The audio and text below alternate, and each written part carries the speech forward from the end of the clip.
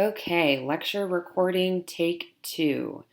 In today's lecture, we are going to be finishing our lecture on chapter 8, which is our lecture about hormones and sex. We did the first part of sex last time, and this is wrapping up that chapter.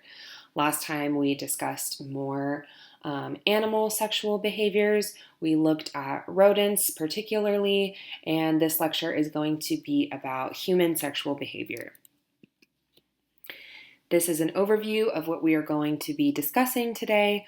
We will look at different phases of human sexual behavior, hormones and sexual behavior, pheromones, sexual reproduction, how differentiation takes place, so how a fetus can turn into either a male or a female, kind of some of the process associated with that, and then different issues that can arise that are typically associated with genetic and chromosomal disorders. So we'll talk about Turner's syndrome, congenital adrenal hyperplasia, androgen insensitivity syndrome, and 5-alpha reductase, which we will see is also known as another name. And then we are going to end our lecture on looking at sexual orientation. So just to establish a baseline for talking about human sexual behavior and some of the research that we have done in this field, in the 1940s, Alfred Kinsey was a biologist, and he was very interested in examining different sexual orientations at this time in our society. It was pretty rigid with only being accepting of heterosexual couples, just a male and a female. People have sex to procreate. What is appropriate or not appropriate. So that's kind of the social culture that was happening during that time. But of course, we know that there are more orientations than just heterosexual individuals. And Alfred Kinsey wanted to do scientific research on that and kind of show that there is a lot more variation in sexual orientation and that it is completely normal. So it was extremely controversial what he did. He interviewed thousands of people. He developed this report called the Kinsey Report, and he also created this Kinsey scale. So as you can see, I have a picture of the scale right here. So there were some individuals who fell under this X category, which was no sociosexual contacts or reactions.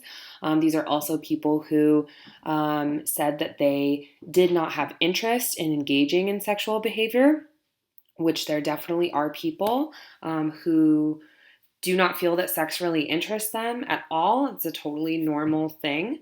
And then you have this continuum. So you can range from 0 to 6 on the Kinsey scale. So the 0 or the 6 are going to be more extreme. So 0 would be exclusively heterosexual, 6 would be exclusively homosexual. So there's a lot of variation in between. So as you get closer up to 6, that means that you are someone who more and more wants to engage in sexual contact with someone of the same sex. If you're a 3, you engage equally in heterosexual behavior and homosexual behavior. So Kinsey report was extremely monumental in sex research for showing that there are a lot of variations when we talk about sexual orientation. We also had these two researchers, Masters and Johnson. They were a physician and a psychologist, and they were interested in also investigating more about the human sexual experience. Again, during this time, this was very controversial research to do. Masters and Johnson actually observed people engaging in sexual behavior, and that was something that even a lot of academic institutions kind of frowned upon. It was so inappropriate for the time. But they just felt like there were a lot of misconceptions that people were told about when it came to sexual behavior. So they wanted to do something scientific to elaborate on that further. So they observed people's sexual behaviors and they saw something that was consistent throughout, and that there were 4 different phases that they could map on when they were observing these sexual experiences. So we're going to look at what each of those 4 phases are. So we have the first phase is excitement. The second phase is plateau. The third phase is orgasm. And then the fourth phase is resolution. And we are going to discuss each of these one at a time. So phase 1, excitement. This is when the phallus or the penis in men and the clitoris in women becomes erect or engorged with blood. So blood is going to flow into the tissues of the penis or flow into the clitoris, and it's going to make it erect, so kind of stand up, and it is going to make it larger as well. Women also secrete lubricating fluid in their vagina, and this is the physiological way that a woman's body prepares for intromission. Phase 2 is plateau. This is when excitement is at its peak, and we start to see stimulation of the penis and the clitoris with different thrusting motions, and this occurs during intromission. So excitement becomes at its peak. This is also when we start to see intromission take place. Of course, there are thrusting movements during intromission. That ideally will lead us into phase 3, which is orgasm. So if an individual is stimulated enough, they are capable of experiencing orgasm. Orgasm is characterized by pleasurable sensations that are also rhythmic contractions of the genital muscles. This is experienced by men when they ejaculate, and women, their orgasms are characterized by a vaginal opening.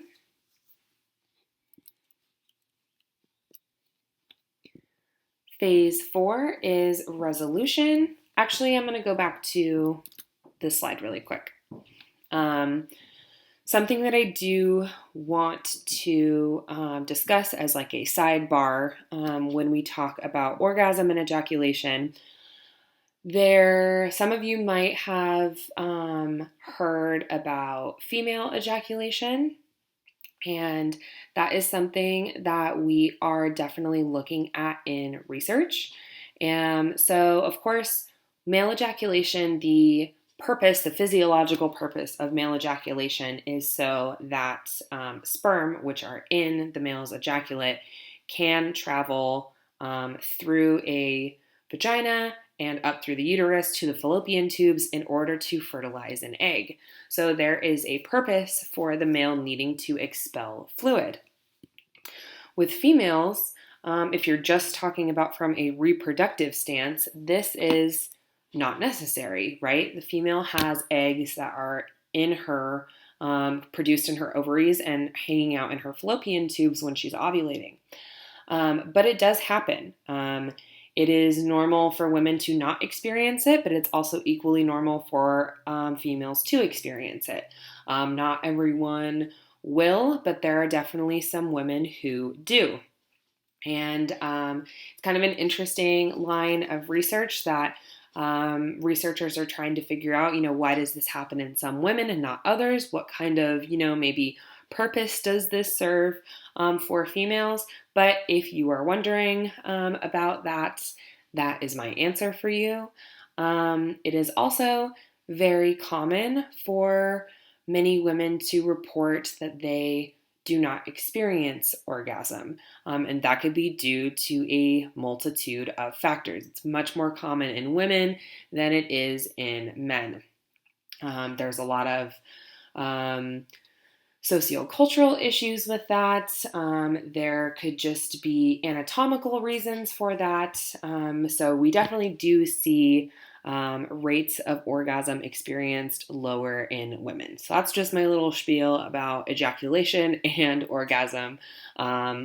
This can be an interesting topic to cover, so just wanted to talk about that a little bit further. Okay, so now we get into phase 4, which is resolution. This phase follows orgasm. Males during resolution experience an absolute refractory. So you might remember the term refractory when we were discussing neural transmission and neural communication. Absolute refractory for neurons is when an action potential cannot be regenerated for specific reasons. So it's the same idea in men. It's that an orgasm or ejaculation or sexual stimulation cannot occur for a certain period of time. This can last anywhere from a few minutes or it could even be hours. There's a decent amount of variation in between there for the time limit. Females, however, are capable of achieving multiple orgasms in rapid succession. Again, it's totally normal if a female does not achieve multiple orgasms, but the female body in general is capable of doing that. If the female body is stimulated again, she is capable of achieving another orgasm and doesn't necessarily have that wait time. We know for a fact that men have this refractory period. It is biological. Now we're going to talk about how hormones impact sexual behavior. So a little just kind of recap. We often use rodent and rat models to study human behavior, study impacts of hormones, drugs, things like that. And it's because the brain chemistry of rats are very, very similar to humans. So it's kind of one of the better models that we are able to use. So recall with rodents that if you give a rodent who maybe doesn't have any testosterone or there's some sort of issue going on or they've been castrated, if you give that rodent a small amount of testosterone, you are going to see that the male mating behaviors are activated. You just need a small amount of testosterone present and you will be able to see those behaviors. This is the same in humans.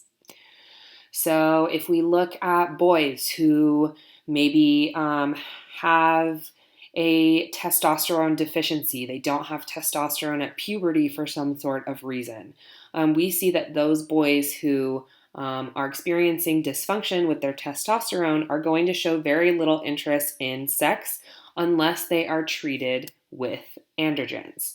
So if they do not have testosterone, they are not going to show a lot of interest in sex or really any interest at all.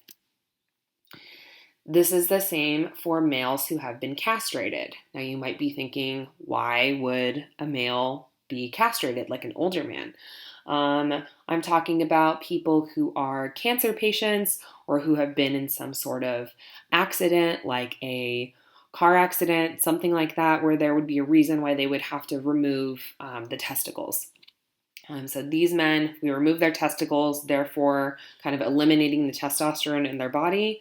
We see that they do not show any interest in sex. If we were to give someone or a rat, same thing, we talked about this in our last lecture. If you give a rat a high dose of testosterone and they already, they have a little bit, they're already supplying their own testosterone, but if we supply them with even more, it is not going to affect the strength of that mating behavior. It's not going to mean that they are going to, run rampant with their mating behaviors now that they have all this testosterone. All it takes is a little bit, and then you don't see any more of a response by adding any more testosterone. With rodents and humans, Adding more androgens is not going to equal higher levels of copulation tendency.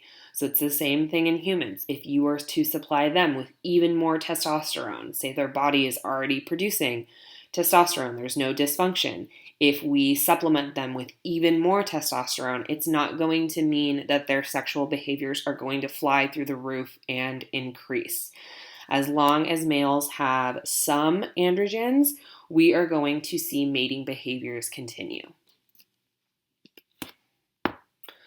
So we talked about how hormones affect males, human males. What about human females? Some human females report a drop in interest after menopause. And just to tell you kind of what menopause does, menopause is characterized by a ceasing of estrogens being made in the body and a ceasing of ovulation.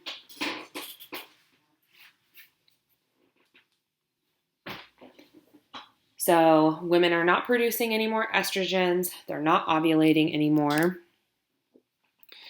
And estrogen, its function in the body, has many different functions in the female body, but it can increase vaginal lubrication, but we do not see that estrogen actually does impact interest in wanting to engage in sexual behaviors.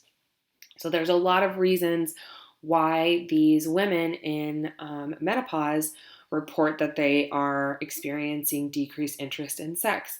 There are a lot of different symptoms that come along with menopause. You've probably heard of women experiencing hot flashes. That's something that's very unpleasant. Your body randomly, the temperature of your body just shoots through the roof. You can get into cold sweats. You can be more fatigued.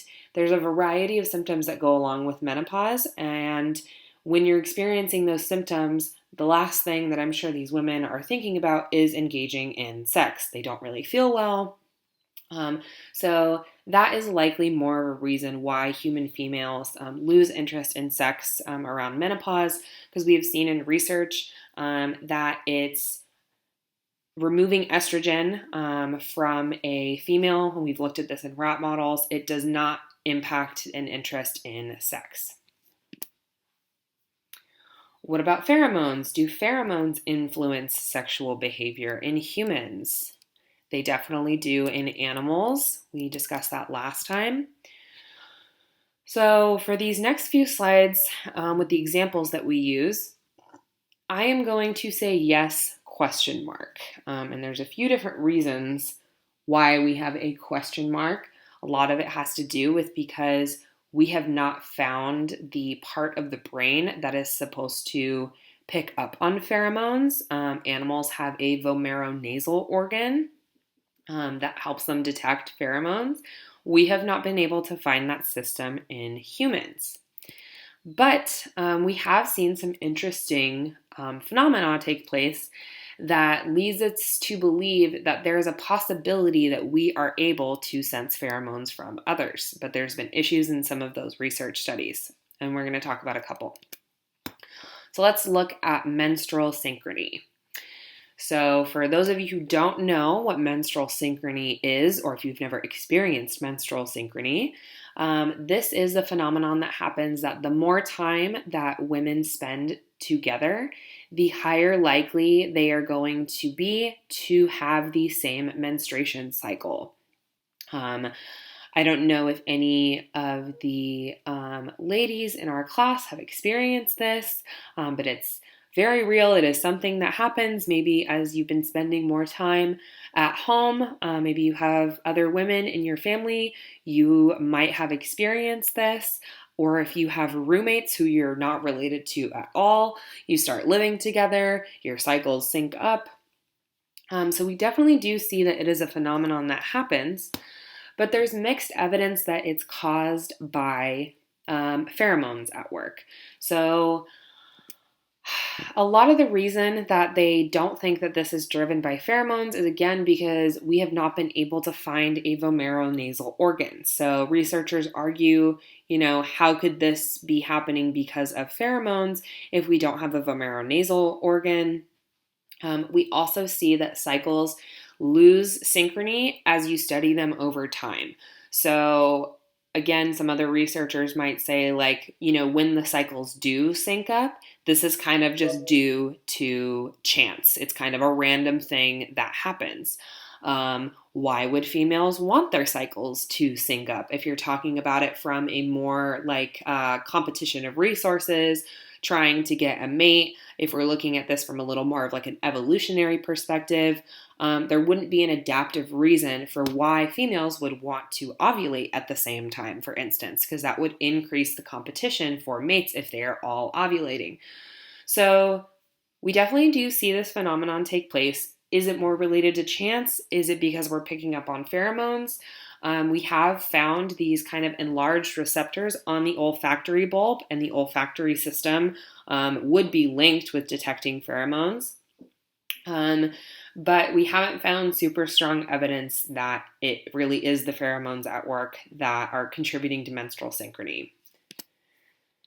Another example we can talk about are sensing body odors. So this is also a conditional yes that pheromones can influence humans, and we'll talk about why it's conditional. So we have this gene. Everyone has this gene. It's called an MHC. It's a major histocompatibility complex. These are a group of genes that do a variety of different functions. They are predominantly in charge of developing somebody's immune response and their pathogen defense. So that's important to remember as we kind of go through the motions of what this experiment showed, why we were looking at MHCs. So that's a little background to kind of cue you in as we look to see what this experiment did. So we looked at, or researchers looked at, how MHC can impact mate selection. So there was an experiment that was done. And what we did is we had men sleep in t-shirts. We gave them each a t-shirt. We're like, okay, you're going to wear this t-shirt. You're going to sleep in this shirt the whole night. Our body kind of changes temperature as we sleep. We kind of maybe sweat a little bit. So our DNA, our sweat gets into these clothes. So they wanted the men to sleep in these t-shirts. And then what they did is they gave these t-shirts to ovulating women. These women then rated the scent of these t-shirts. They talked about, or they rated them on how pleasant or unpleasant that they are. So they rated them on which one that they preferred. And mind you, the appearance of the men who were wearing these t-shirts was completely unknown. So all the women are going off of is the scent of the t-shirts. The results from this study showed that women prefer the scent of men with dissimilar, but not too different, MHCs. So we had already, before this experiment, been able to look at the structure of each person's MHC, all the women's and all the men's. The parts of the gene, because genes are a long string of codes, the parts of the gene that were similar to the females were parts of the gene that she inherited from her father, which was very interesting. So why did we want to look at how MHCs can influence mate selection?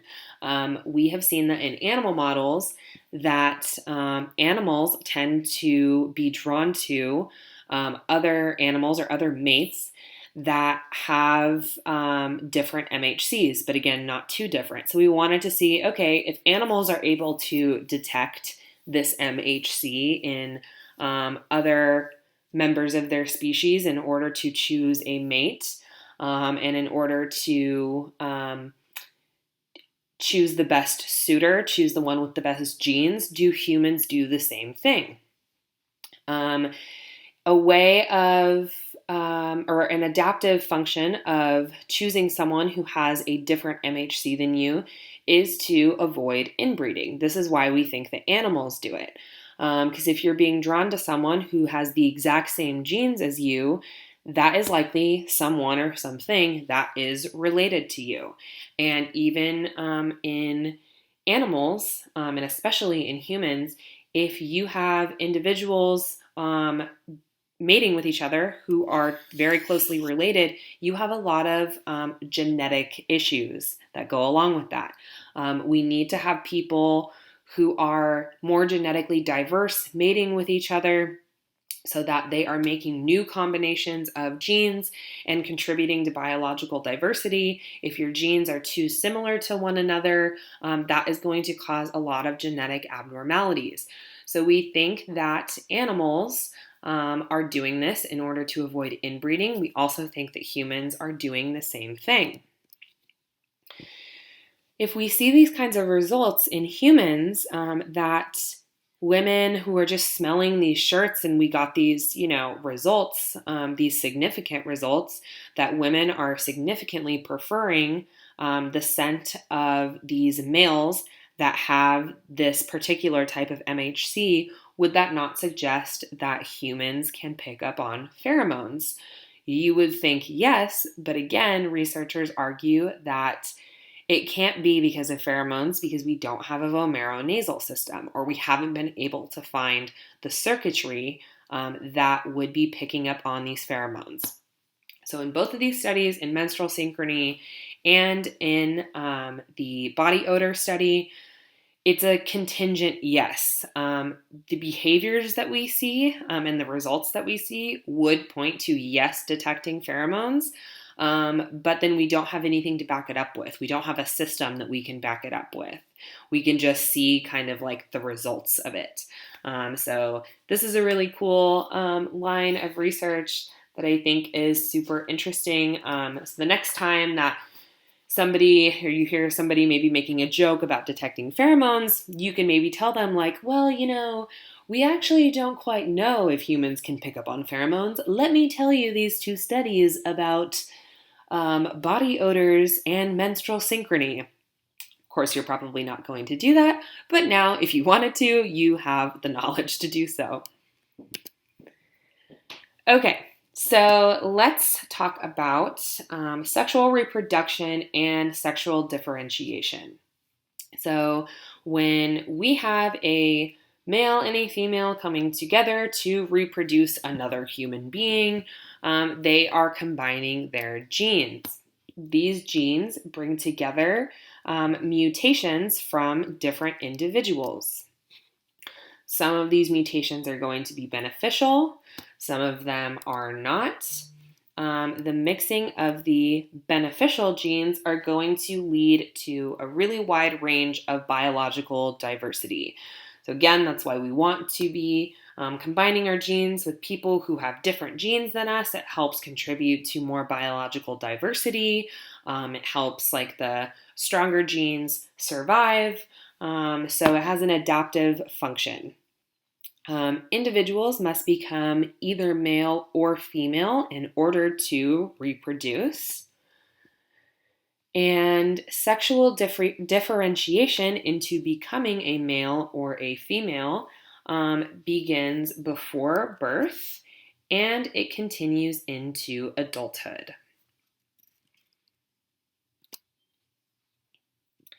There are two different categories of species. There are sexually monomorphic species. These are species who look the same outside, but they are not the same on the inside. There are also sexually dimorphic species.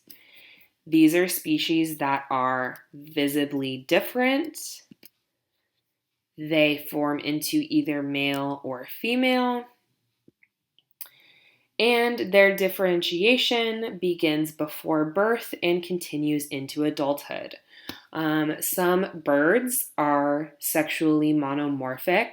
Like if you think of when you look at locally Sparrows, for instance, you can't really tell the difference between male or female, or some kind of like smaller varieties of birds. There's not really a lot of variation. But then mammals, most mammals are going to be sexually dimorphic. Humans, primates, baboons. There are some other birds like peacocks, for instance. You can very much tell who's the male, who's the female. The males are actually the ones with the really brightly colored feathers. They're a lot bigger. The females are smaller. So humans are a sexually dimorphic species. So sexual dimorphs, they differ in their size and their body size. We see in sexually dimorphic species that males are bigger than females. We also see a difference in the number and the size of their gametes. So males have many small sperm, but females have very few larger eggs. So a sperm is much, much smaller than an egg, and males have a lot of them. We say that sperm are cheap and eggs are expensive. Males are able to produce a lot of sperm. They have to produce a lot of sperm because those sperm, if we're talking about for reproductive purposes, those sperm have to travel up through the vagina, all the way up through the uterus and into the fallopian tubes, and not all of them are going to be able to reach that point. So in order to increase your chances of fertilizing an egg, you need to be releasing a lot more sperm because there's not that many eggs to be fertilized. So here's like an example. This is a very, very zoomed in under a microscope view of an egg and sperm. This has been digitally rendered, but as you can see, this is only even like a fraction of the egg, and this is how tiny that this sperm is. So there's quite a size difference. So with sexual differentiation, we see that for mammals, that this differentiation begins at fertilization. There is, of course, a penetration of the egg by the sperm. So the sperm penetrates the egg. A female egg is always going to contribute an X chromosome, and a male sperm is going to contribute an X or a Y chromosome. It was thought of a long time ago that it was a woman's fault if she did not, produce a son. I watched a movie the other night about in medieval times, and of course they're wanting to produce an heir to a throne, for instance, and that always had to be a man, and it would be the woman's fault if she had a female. This also still is pervasive in other cultures where it is looked upon as the woman's, quote, fault that she doesn't produce a male, when actually, if we look at biology, it is the male who technically decides, unknowingly, but the male sperm that technically decides whether that fetus is going to develop into a female or a male. So if the male sperm offers an X chromosome, that zygote is going to form into a female fetus that is going to have XX. If that male sperm gives a Y chromosome, that zygote is going to form into a fetus that is a male, and it is going to have an XY chromosome. So as we can see, this sexual differentiation is already taking place immediately upon fertilization.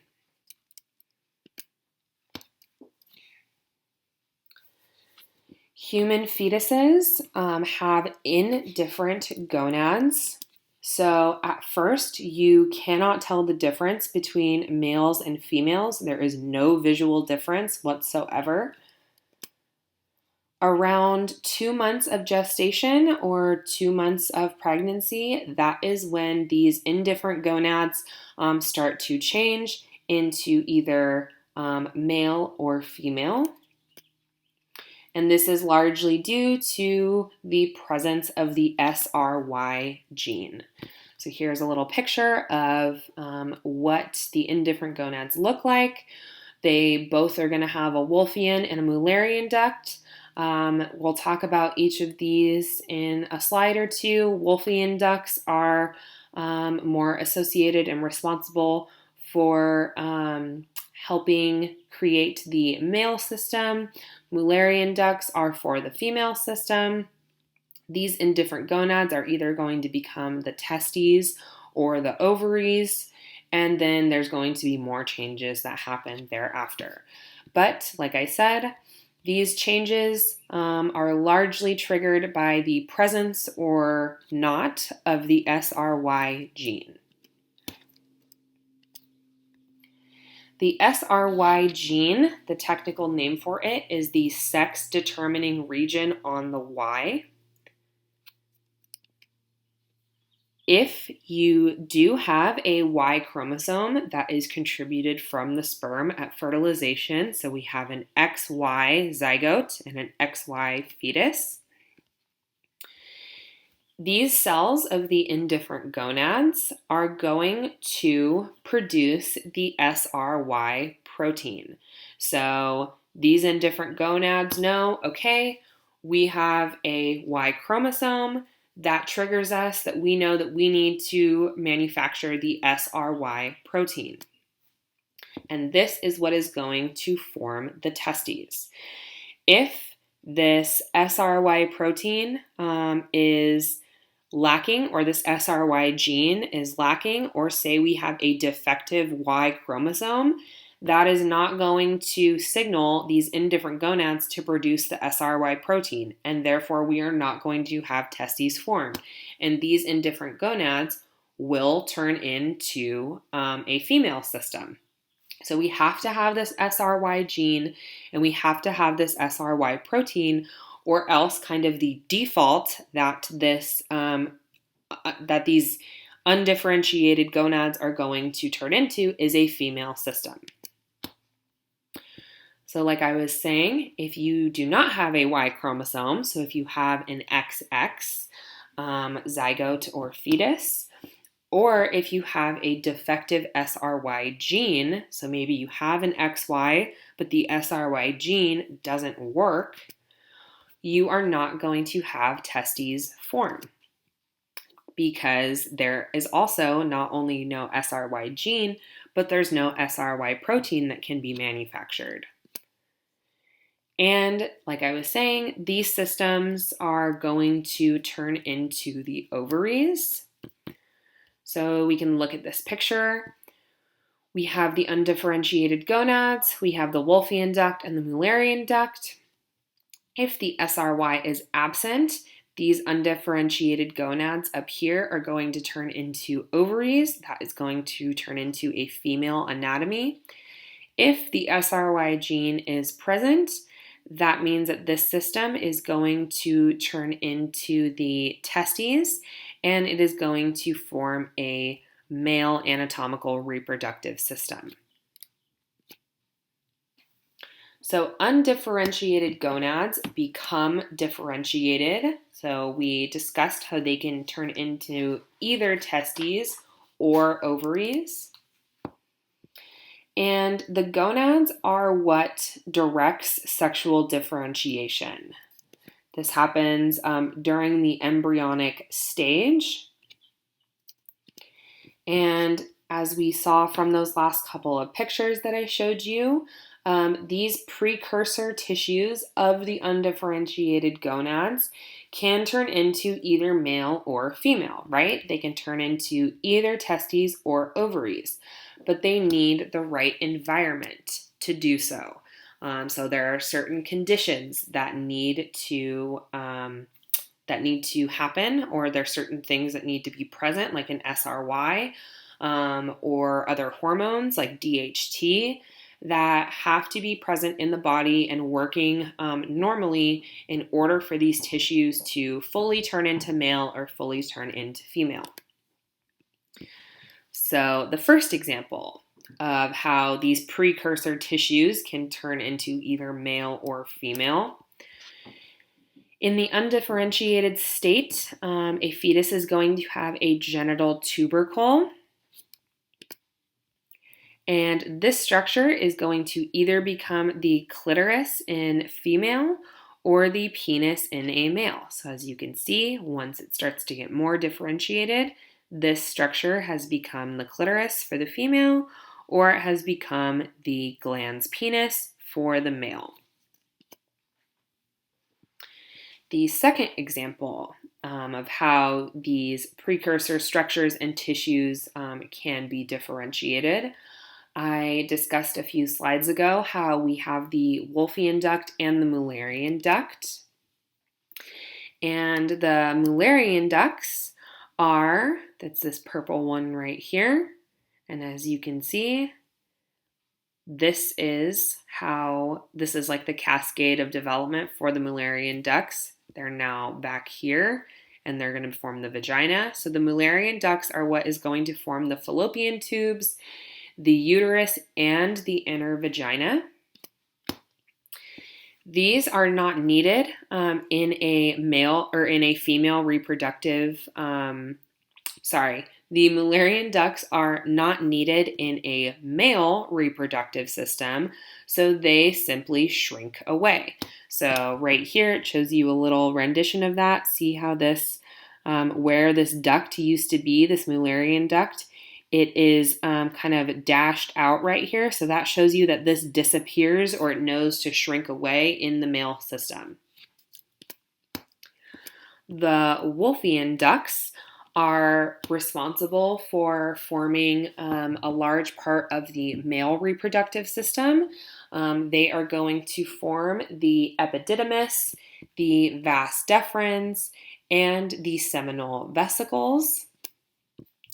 The Wolffian ducts are not needed in the female system. So as you can see, this is where the Wolffian ducts would have been, but they have shrunk away. So they know that if they are in an XX typical chromosomal female, those Wolffian ducts get triggered to shrink away. They know that they're not needed in that system. So Mullerian ducts are for female reproductive systems, and Wolffian ducts are for male reproductive systems. So how does the body become masculinized? So we have testosterone that is going to develop the Wolffian system. So the presence, this is again getting at how these gonads need particular environments in order to develop. There has to be presence of testosterone in order to develop this full Wolffian system. So we have to have testosterone. We also have to have AMH, or anti-Mullerian hormone. This is a hormone that helps to regress the Mullerian system. So when I just on the last slide talked about how the Mullerian system knows to shrink away in the male reproductive system as it develops, it's because there is presence of this anti-Mullerian hormone. So the body needs testosterone in order to signal the full production of the Wolffian system, which is like the epididymis, the vas deferens, the seminal vesicles. And it also needs this anti-Mullerian hormone so that it knows to get rid of those Mullerian ducts. It doesn't need them, it just needs the Wolffian ducts. The body also needs to be able to convert testosterone into DHT, or dihydrotestosterone. And what dihydrotestosterone does is it helps to form and masculinize the external genitalia. So the penis and the scrotum, that's what DHT is really responsible for doing. So we need testosterone, we need anti-Mullerian hormone, and we need testosterone to be converted into DHT in order to have a fully typical masculinized system. And like I already said, the DHT is responsible for external, like the scrotum and the penis. So here's a little chart of what the male reproductive system looks like. I'm going to go over kind of what a few of these structures are. So, of course, we have the testes. These are responsible, here's a side view, of producing sperm and testosterone. The epididymis, which is not labeled on this chart, those are the structure right here that kind of connects to the testicles, as you can see. So this structure right here is the epididymis, and that is responsible for helping the maturation and the storage of sperm. So the testicles produce sperm and testosterone, and then the sperm are able to kind of travel into the epididymis where they are stored and matured. Another structure that's very important is the vas deferens. That is this little kind of tube structure right here.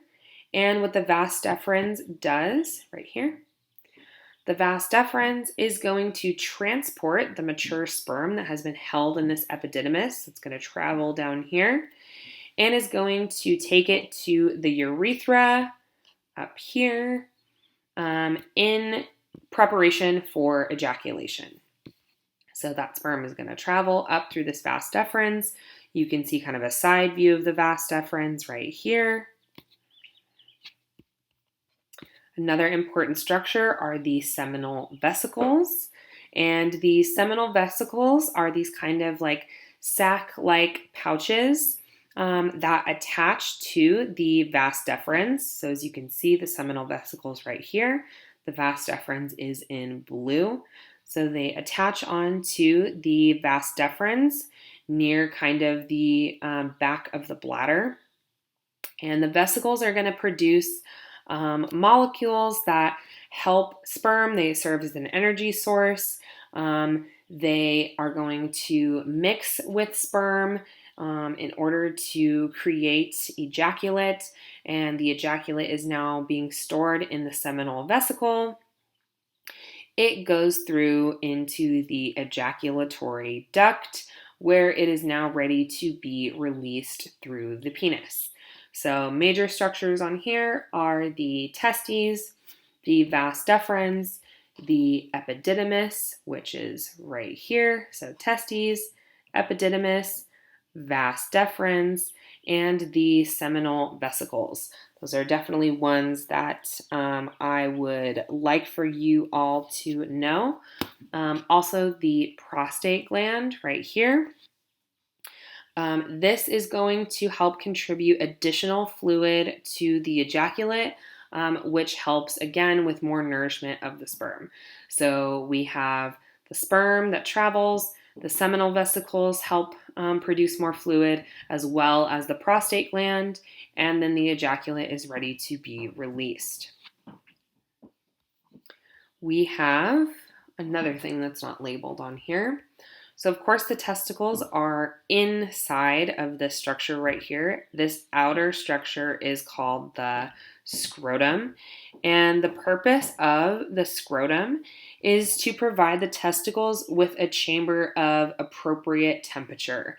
So sperm are very touchy with the temperature that they are kept at. So they need to be at this kind of right range of temperature in order to be produced. If you talk to people who have maybe struggled with issues with fertility, some doctors will suggest that if you are really trying hard to conceive a child, they will tell men to not go into temperatures that are excessively hot. So they'll maybe tell men to not go in jacuzzis and things like that because that can impact sperm production. So sperm can be kind of a little more touchy when it comes to temperature. So that's kind of the scrotum's job, is to keep the testicles at the right temperature so that they can produce sperm. Now on to the female reproductive system. I find that a side view of the female reproductive system can kind of be a little confusing, so we have also a side and a front view. Some important structures that I want to talk about in the female system. We have the ovaries right here. So here's one, here's the other one. So females have, in typical development, they're going to have 2 ovaries. You can see one of them here. So it's this structure over here, this structure over here. And the ovaries are responsible for producing eggs. They are also responsible for producing estrogen and progesterone. Those are the 2 main hormones. Then you have the fallopian tube, which is right here. It comes off of the ovary. You can't quite see it on here. It's kind of like wrapped behind this ovary back here. So we have the fallopian tubes that are responsible for taking the eggs that the ovaries produce and transporting them into the uterus. The eggs actually unite with the sperm. If they are fertilized, they unite with them in these fallopian tubes. So sperm have to travel all the way up through the vagina. They have to cross the cervix, swim up through the uterus, and then they meet with the egg in the fallopian tube. We next have the cervix. So that is this part, the like kind of lower part of the uterus, but it is the far back part of the vaginal opening. And the cervix is going to help kind of seal off the uterus from foreign matter from traveling in. When an animal is in heat, the cervix is going to open to allow sperm into the fallopian tubes. This is the same with women during ovulation. The cervix is more open because it is trying to allow for the intromission of sperm. So we have the cervix right there. You have your cervix again. Here's a side view picture of it. So again, the bottom of your uterus. This is, of course, the uterus. This is where a fetus is going to develop. So you can see there's pretty thick layers of tissue. When females menstruate, they are shedding different linings of their uterus. And that is technically what menstruation is. It's not just that females are totally bleeding out. They are shedding linings of their uterus. What else do we have on here? Can't really see the clitoris too well. Like here would be the opening, here would be the top of the vagina. There's not really a good spot for it here. But fun fact, the clitoris's sole purpose is for pleasurable stimulations. It does not necessarily add to reproduction. It adds to the experience, but it is clustered with thousands of nerve endings, and it is pretty much only responsible for the experience of pleasure. So big structures I want you all to know on here are ovaries. What do the ovaries do? So they produce eggs, estrogen, and progesterone. Fallopian tubes, they carry the eggs to the uterus. This is also where the sperm meets the egg. The uterus is where the fetus is going to form. What the cervix does. And that's pretty much the main things that I want you to know on the female reproductive system. So those are what kind of mature reproductive systems will look like if they differentiate in a typical pattern and nothing is quote unquote wrong or defective or missing. But there are different problems that can occur chromosomally when we are talking about sexual differentiation. So we're going to talk about Turner syndrome, congenital adrenal hyperplasia, androgen insensitivity syndrome, and 5-alpha reductase deficiency. The first one is Turner syndrome, and Turner syndrome affects 1 in 2,500 females worldwide. A lot of these females who are born with Turner syndrome, or a lot of the chromosomal females, that we have in utero do not make it to full-term pregnancy. So they end up being miscarried, and then we can kind of see afterwards through looking at like some genetic testing that those fetuses did have Turner syndrome. So there is a decent amount of those fetuses that will not make it to term and not be born. But if a female is born with Turner syndrome, we see that the rate is about 1 in 2,500. These are females who have one X chromosome. So they do not have an XY, they do not have an XX, they only have one X chromosome. So the other X is either missing or it's defective or incomplete. So we say that these females are XO.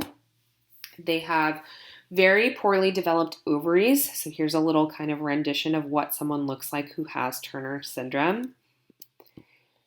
They are also, most of the time, they are going to be infertile. A vast majority of individuals with Turner syndrome are going to be infertile.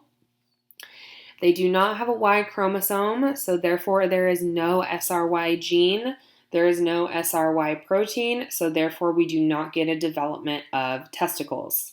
Some other characteristics of individuals with Turner syndrome, they tend to have wider necks and chest. Their breasts usually are pretty underdeveloped. They tend to be much shorter than your average person, and they get this kind of brown spot pigmentation. The next sexual differentiation problem that can happen is congenital adrenal hyperplasia. We can shorten this as CAH. So congenital adrenal hyperplasia, or CAH, is due to an adrenal dysfunction. So your adrenal glands are supposed to produce these things called corticosteroids. We talked about these a little bit in our hormones chapter. So they are supposed to be producing corticosteroids, but if someone has CAH, the adrenal glands instead produce a significant amount of androgens. And what happens is that these fetuses in vitro, because their adrenals are producing more androgens than they are corticosteroids, or they are not really producing corticosteroids at all, that means that these fetuses have exposure to androgens much too early in utero. So this can affect both females and males. So if we're talking about females, how does it affect them?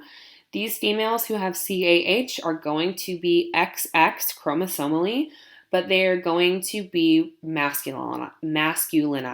Their genitalia is going to be masculinized. They have ovaries, so they have not developed testicles or a penis. They have ovaries, but they're going to have very exaggerated genitals. So I have a picture of a female baby who has CAH over here. They're going to have a more pronounced, larger clitoris and kind of an oversized labia. The clitoris is not as large as a penis, but then the labia is oversized, but they're not nearly as big as a scrotum. They have more male-like attributes. They tend to be a little more tomboyish, if you will. We see that females who grow up who have CAH tend to have better spatial abilities, especially on tasks that favor males. Most females with CAH are heterosexual, but we do have a higher incidence of females who engage in sexual behavior with other females, and they tend to be shorter. What about males? CAH can also affect males. So males with CAH are XY male, chromosomally male, but they are given androgens too soon. They are exposed to androgens too soon, right? Because those adrenal glands start producing them in way too high of a rate in utero and way too quickly. We see that males with CAH are visibly normal at birth. However, what CAH can do to boys is it can make them go into puberty really, really quickly. We can see puberty as early as ages 2 to 3, which of course is not something that we want. We have a pretty early development of male characteristics. They tend to have smaller testicles, and they also tend to be shorter in height. So what is done for these individuals who have CAH? We have to, an option is to give them corticosteroid treatment. So we give children corticosteroids to prevent their adrenals from synthesizing more androgens. Of course, the earlier that we do this, the better. So corticosteroid treatment to prevent androgen synthesis. We need to be giving this earlier.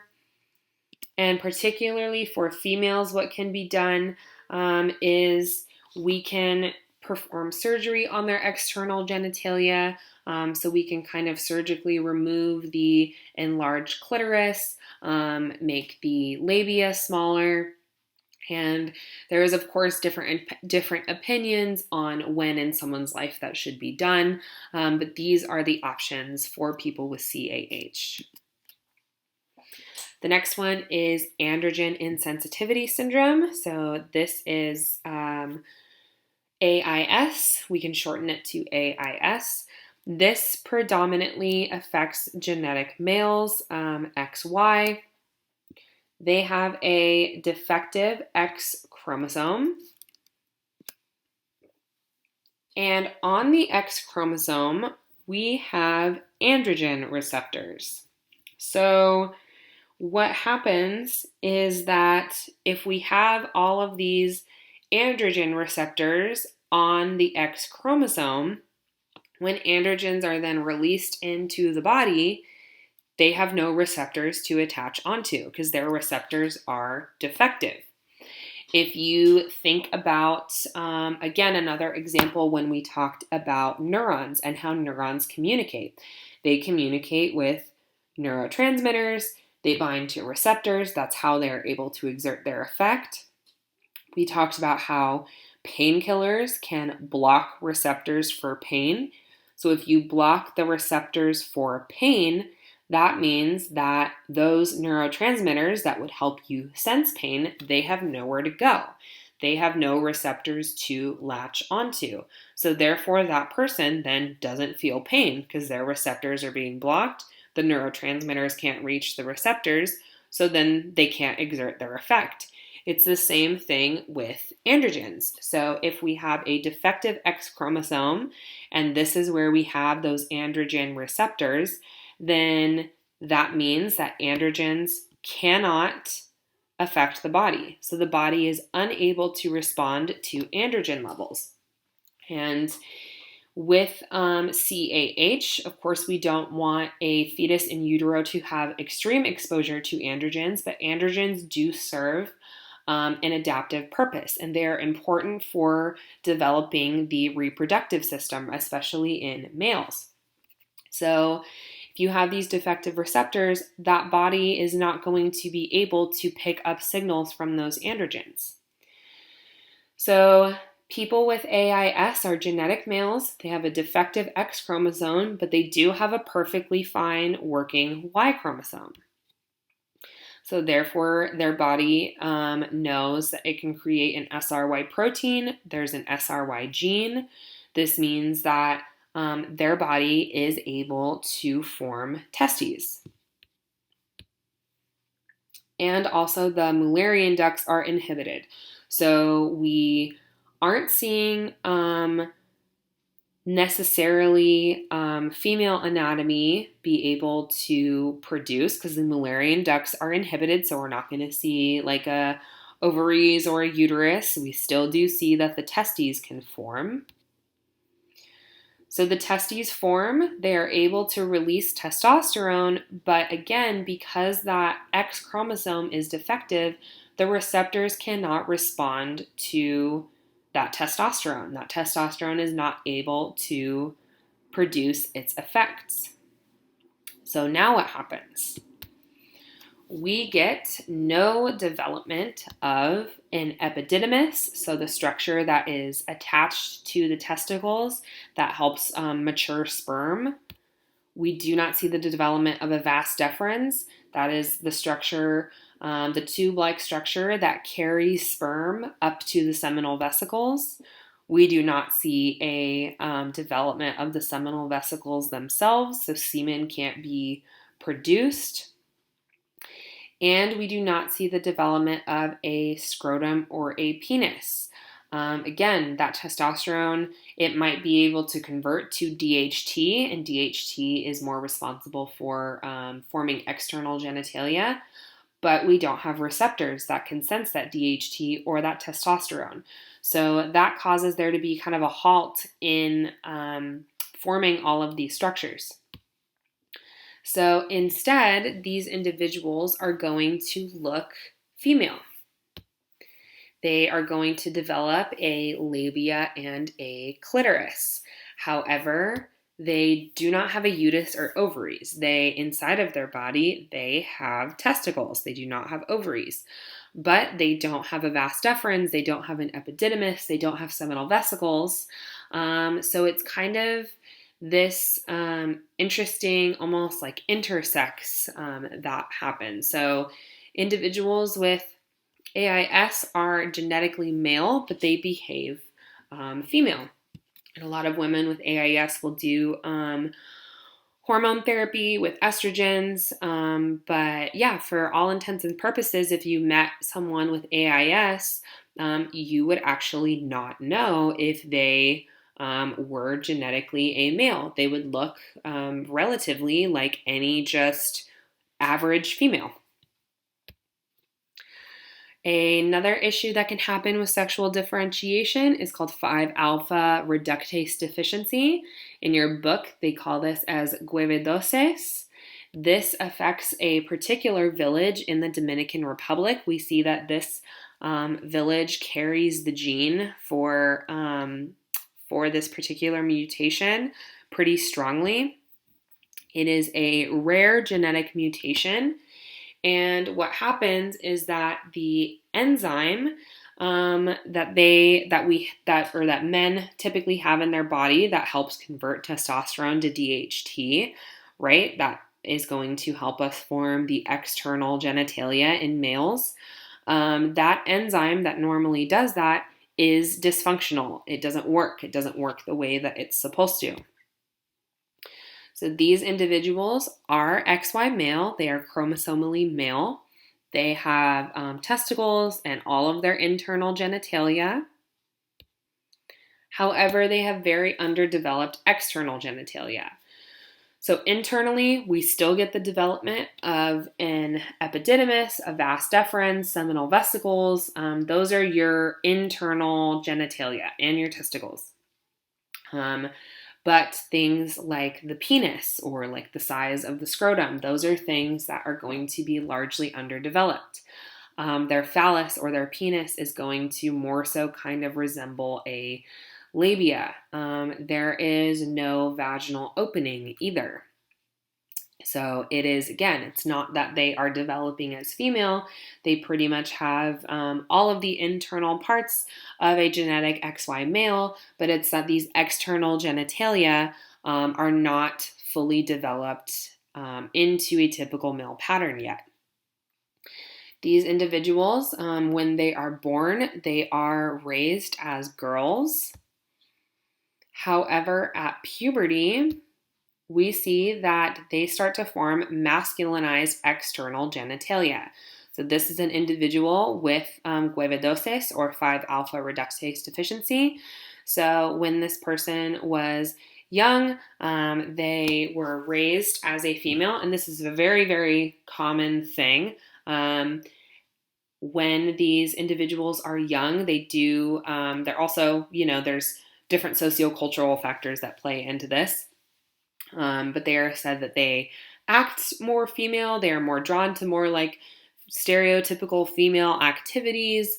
But then once they hit puberty and they start to have this masculinized genitalia, they act like young men. And there's also different hormonal changes that go on and bodily changes that contribute to this.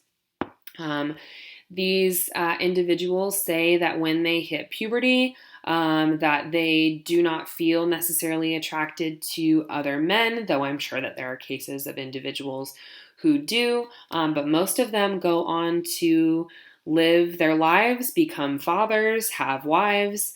So a very interesting phenomenon that happens particularly in the Dominican Republic. So the last slide we are going to discuss is sexual orientation. And what we are going to do with this information is just kind of go through and look at different maybe explanations for how sexual orientation is developed. I can already tell you, there is no single reason for why someone develops into a certain sexual orientation or not. It is definitely a combination of different factors. There are, of course, sociocultural influences. There are gender norms. There are cultural values that can play into helping to form not only someone's gender identity, but who they are attracted to and their sexual orientation. So that can for sure place influence on someone's preference. There's also the impact of hormones. We have seen with women who are attracted to women. We looked at how some of them were exposed to higher androgen levels in utero once we studied those women. We mostly see this for women. There's not really any evidence for men when it comes to either higher or lower levels of androgens. So again, is this due to exposure to higher or lower level of androgens? We kind of more so see that this is correlated with women who are attracted to women and who engage in sexual behavior with women more than we do for men. Could birth order play a factor? So we have this phenomenon called, I believe it is fraternal birth order. Let me double check on that for you. I have your book right here. Fraternal birth order effect, yes. So this is a phenomenon predominantly, I think only in human populations, where boys who have more older brothers have a higher likelihood of being attracted to other men. So the more older biological brothers that a boy has, the more likely that he is going to grow up to want to engage in sexual behavior with other men. That does not mean that if you are born and you already have, 2 or 3 brothers, that you are definitely going to turn out gay, or that somebody is definitely going to be gay. It just means that there is a higher likelihood that that person is going to want to engage in sexual behavior with other men rather than women. Is there a heritability aspect to this? Yes, we see that genes account for 50% of the variation in sexual orientation. One thing I want to make really clear with sexual orientation is that it is, yes, a combination of all of these factors playing together, but to make a point that there is no scientific evidence that anyone has ever come up with for effectively changing someone's orientation. So that is definitely suggesting that it is something that is hardwired and innate in an individual, that it's not something that is easily just a preferential this or that. This can be a very controversial topic to discuss. I understand that there are some people who maybe have certain religious ideas about sexual orientation, but what I am always going to do for all of you whenever we discuss a topic is present the research that is out there. And this is what the research tells us. The research tells us that hormones can sometimes play an effect, that there is an impact of birth order, that there is a heritability component. That there also are social factors. And in reality, it is all of these factors working together. Anytime in psychology, when we are studying anything, especially with humans, we have to consider biopsychosocial factors. So we have to look at genetics, we have to look at psychological factors. We have to look at social issues, nature versus nurture. It's never just one or the other. We're looking at a combination of factors. But regardless of what your sexual orientation is, know that there is no science that has suggested that we can change orientation, that it is definitely likely something that people are just hardwired to be. And every sexual orientation is beautiful. And I think that we are definitely moving into a era where these kind of more sexually fluid orientations are becoming more accepted. And I personally think that that is a good thing. If any of you would like to discuss this further with me, let me know. I know that this can be an interesting topic.